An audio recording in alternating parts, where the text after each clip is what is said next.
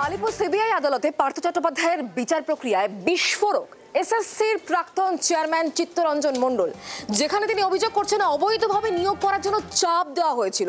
চাপ দিয়েছিলেন মুকুল রায়, পার্থ চট্টোপাধ্যায়রা। আর এই মুহূর্তে জেল বন্দি পার্থ চট্টোপাধ্যায় চিত্তরঞ্জন মণ্ডলের এই বিস্ফোরক দাবির পর আরও বিপাকে। চার্জ গঠন আগেই হয়েছিল। শিক্ষা নিয়োগ দুর্নীতি মামলায় শুরু হলো সাক্ষ্য গ্রহণ। শুক্রবার আলিপুর বিশেষ সিবিআই আদালতে প্রথম সাক্ষী হিসেবে প্রাক্তন এসএসসি চেয়ারম্যান চিত্তরঞ্জন মণ্ডলকে নিয়ে এলো কেন্দ্রীয় গোয়েন্দা সংস্থা। আদালতে দাঁড়িয়ে মুকুল রায় ও পার্থ চট্টোপাধ্যায়ের নামে সরাসরি অভিযোগ করলেন চিত্তরঞ্জন। আদালতে এদিন একাধিক প্রশ্নের মুখে পড়েন চিত্তরঞ্জন। সিবিআই আইনজীবী তার কাছে জানতে চান এসএসসিতে যোগ দেওয়ার আগে কি করতেন।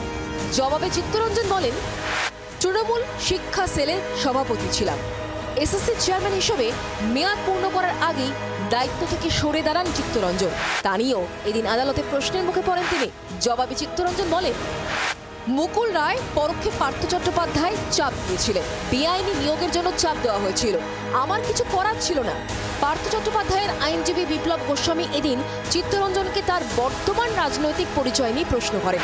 জবাবে তিনি বলেন, 2019 সালে বিজেপিতে যোগ দিই, 2024 সালে বিজেপির ইস্তেহার কমিটির সদস্য ছিলাম। শিক্ষা দুর্নীতি মামলায় আদালতে চিত্তরঞ্জনের দেওয়া সাক্ষ্য নিয়ে রাজ্য রাজনীতিতে শোরগোল পড়ে গিয়েছে। প্রত্যাশিতভাবেই সরব হয়েছেন বিরোধীরা।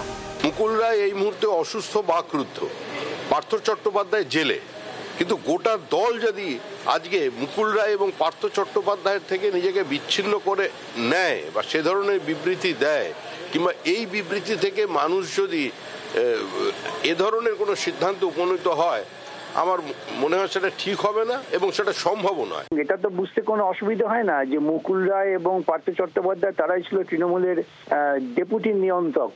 প্রথম নিয়ন্ত্রক তো মমতা, এবং এই সমস্ত কাজগুলো যে তার পরামর্শ হয়েছে এটাই তো আসল সত্য। এটা আমরা আদালতে বহুবার কথা বলেছি। যদিও চিত্তরঞ্জনের দাবিকে গুরুত্ব দিতে নারাজ জোড়াফুল শিবির।